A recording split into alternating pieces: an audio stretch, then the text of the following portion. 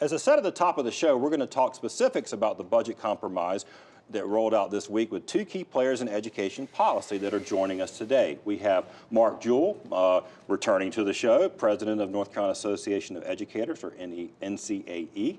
And we have our friend Katherine Joyce, also making a return visit to Education Matters. Katherine is the executive director of the North Carolina Association of School Administrators, and in that role represents school superintendents, principals, assistant principals, anyone in sort of leadership in schools. So thank you both for being here. I'm going to jump right in. Obviously, one of the big headlines, because it's such a major part of the budget, were salaries. Yes. Teacher salaries. Mark, you represent, NCAA represents teachers in North Carolina. What do you think? Yes, we would echo what the governor says. We think that this budget shortchanges public education in North Carolina. When you look at this salary proposal, we have about 10 steps where teachers receive $300 or less. It has no pay increases at the beginning entry level, and again, teachers with 25 years and beyond receive a nominal pay increase of around $300. So it does nothing really to recruit and retain experienced educators into North Carolina. And might I say, this is when we have a major teacher shortage crisis. We look at resources are underfunded again. Our textbook funding is still about $20 million below where we were in pre-recession around 2008. And we have 90,000 extra students since then.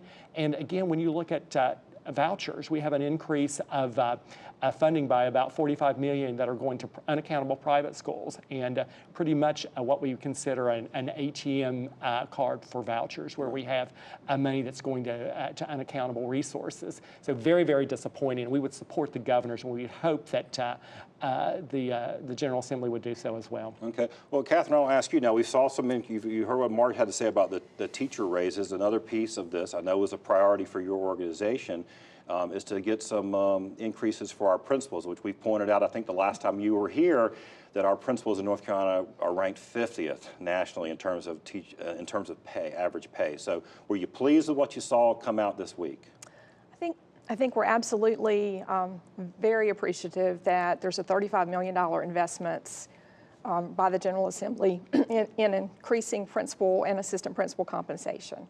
And principals have ranked 50th in the nation out of 51 states, counting the District of Columbia, and this is the right priority at the right time to start doing something for them this year.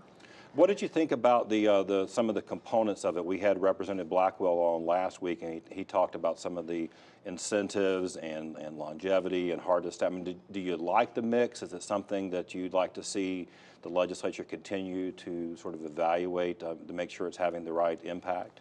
Well, certainly we were, first of all, very appreciative that we maintained a salary schedule for both assistant principals and principals. The legislature had earlier talked about just throwing out the whole system and going with a block grant, which would let school districts decide how to pay each and every principal and assistant principal. And we thought that would be counterproductive. So we're pleased that there is a scale that sets a floor and has some career progression movement opportunities for principals and assistant principals. We like the bonus program that's there for principals and think that's a good supplement.